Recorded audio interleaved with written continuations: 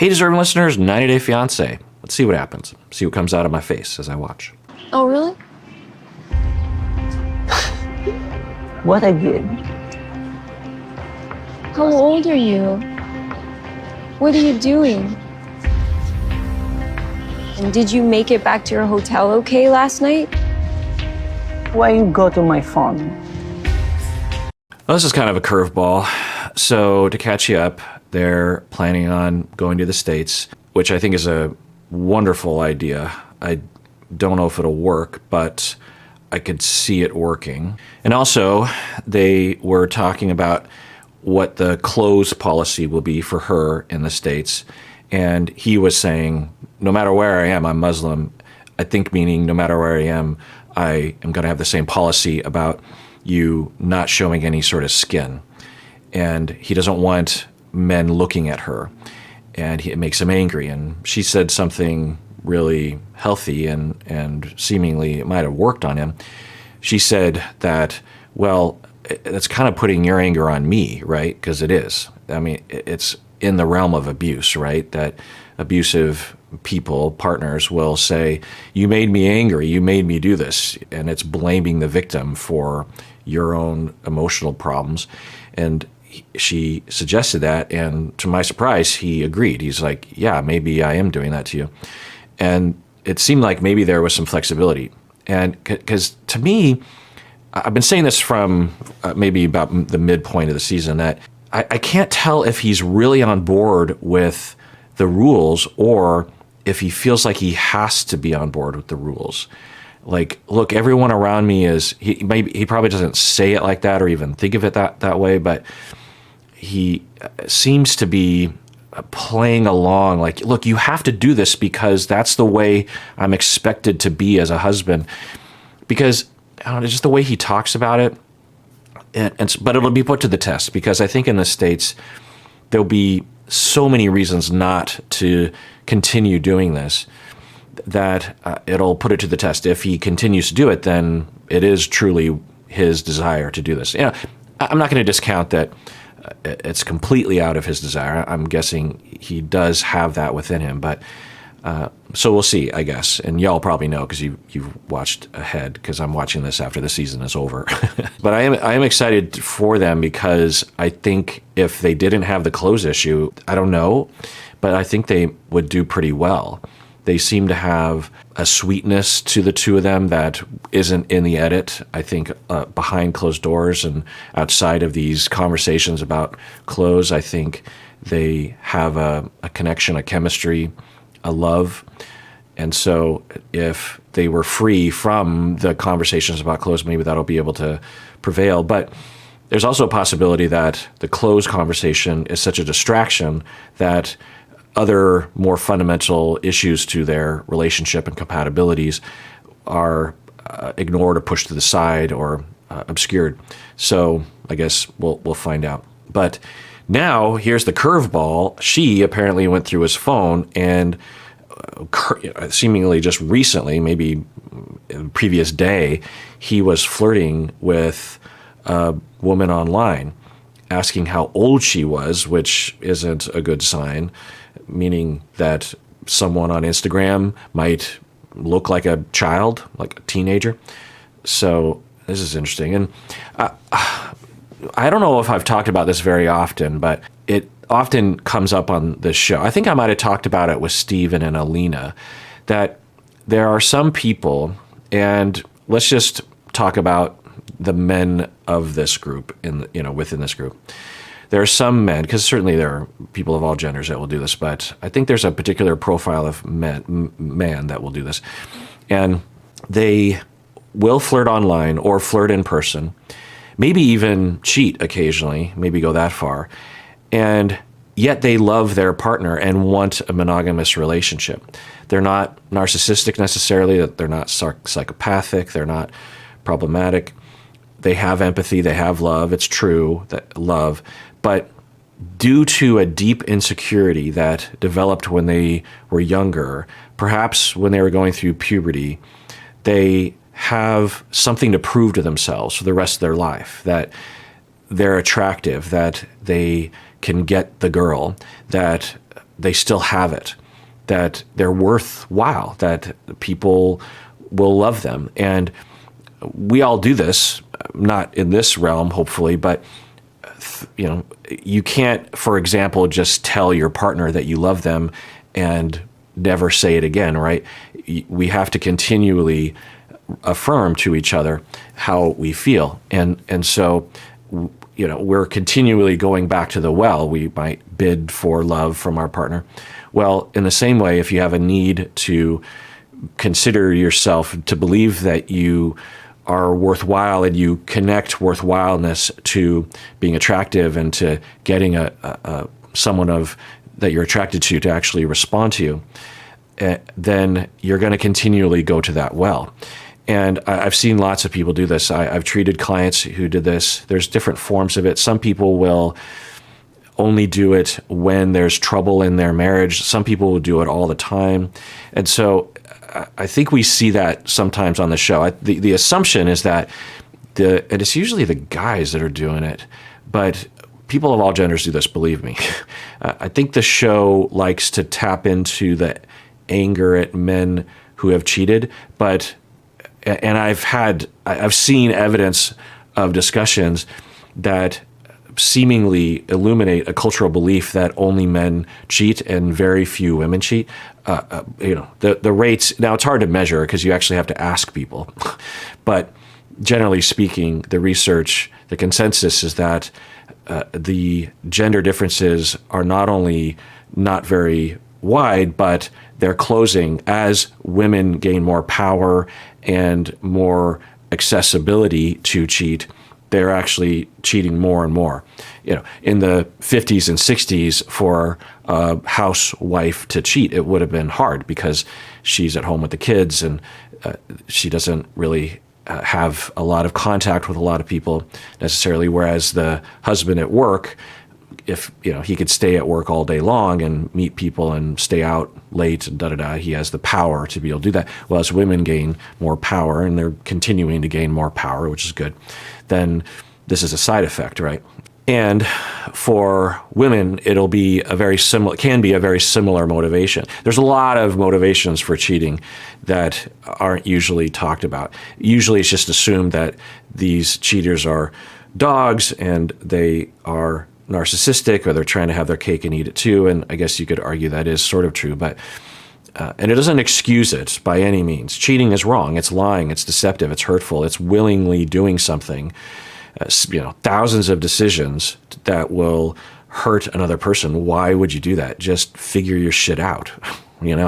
It's like when therapists they're going through a divorce or something and they end up having sex with one of their clients. It's just like, I get the pain that you're in, and I get that you thought it was a solution. It was a temporary solution to the pain, the deep pain that you're in, but figure your shit out, stop. There's so many other avenues to meeting your needs.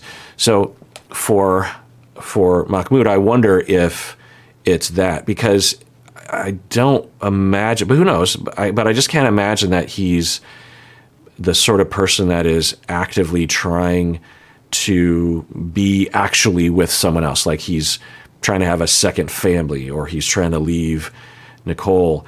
It doesn't seem that way, but it could be. But I will say this is quite a surprise.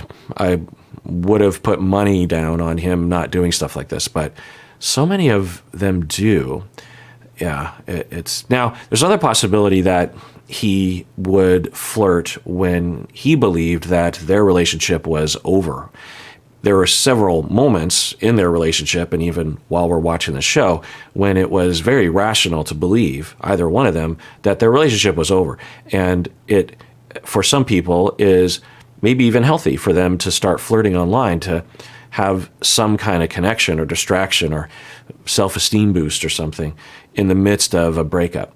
Now, I don't recommend people do that unless they absolutely know that their relationship is over, or they tell the other person. It's just like, so I know we're kind of on a break. I'm just to let you know I'm flirting with people online. I don't want that to become a thing. There's different ways of saying that. I think a more common way would not to be specific, but to just say something like, so I think, just to let you know, I think we are kind of officially broken up. Correct me if I'm wrong.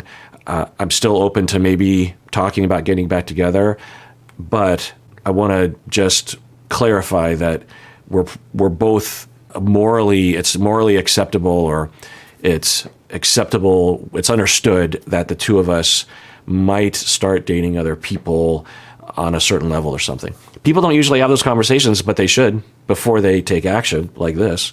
Like there were some TVs and she was clearly trying to sell these TVs to Mahmood, and Mahmood thought that she was being nice or something, and so he decides that he's gonna like chat her up. He shouldn't be asking somebody who wants to sell TVs to him their age and like what they're doing and sending like a cute little emojis. I think. Yeesh, that's even worse, that he's essentially harassing someone at work. This woman's trying to sell TVs and he starts to flirt with her. And I think what Nicole is saying is the woman didn't respond in a flirtatious reciprocation. So, yeesh, gross. That's weird. It just really surprised me, you know. I know, my love, but like, yes, it's not my business to ask how old. It's not your business to ask most of that stuff. And honestly, it wouldn't be unusual for someone to feel unsafe, for that woman to feel unsafe, even though they're in different countries. I'm just trying to think, if I were in her shoes, I'd be like, wait, so do I have to like shut down my social media? What's going on with this person? You know, it just feels creepy. It's especially if he's multiple messages, right? Not just like, hey, what are you doing today? And then she avoids the question and then he doesn't ask anything more than that. But it sounds like it was multiple things. It gives the impression, and may be true, that the individual wants you to feel uncomfortable or doesn't care about how you feel.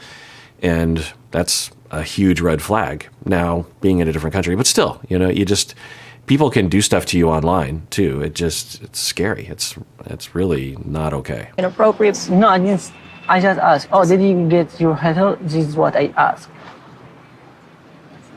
Yeah, well, do you see how that seems pretty suspicious? Yes, but I don't have anything with here anyway.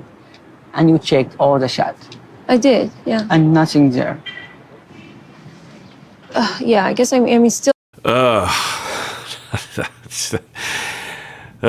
boy. So there are times with Mahmood where I think, well, you know, maybe things will work out. Maybe I hope that things will work out. And then there are other times when I'm thinking, ick. I still have some anger about it a little bit because I just don't understand why you would need to ask those questions. I don't know why I did. It's a stupid thing in a way. It was stupid, yeah. Yeah. Okay, so he's not continuing to try to trick her. So he seems to be taking accountability, kind of, because he could have continued to say, look, what, you're crazy. There's nothing wrong with the communication. So maybe for anyone on this show, let alone him, this is something in the right direction. And he's saying, I don't know why I did it. That's one of the most self-aware things I've ever heard on this show. I don't know why, because he might not know why. It wouldn't be unusual for someone to do this. Like I said, I've treated people with this kind of behavior, this chronic behavior, or sometimes just a one-time thing, and they don't know why they did it either.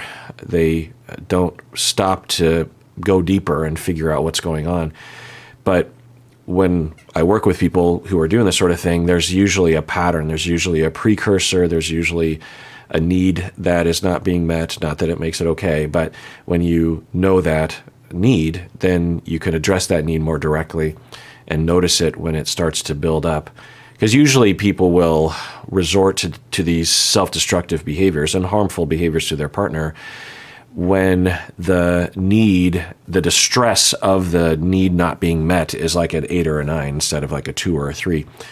All of us, and we can even think about this right now, is all of us at various times throughout the day are at a 2, 3, at the very least, regarding our needs not being met, whether it's our comfort level, our bodies, our food, our water, our love, our entertainment, our freedom, our, all the things that we need throughout the day.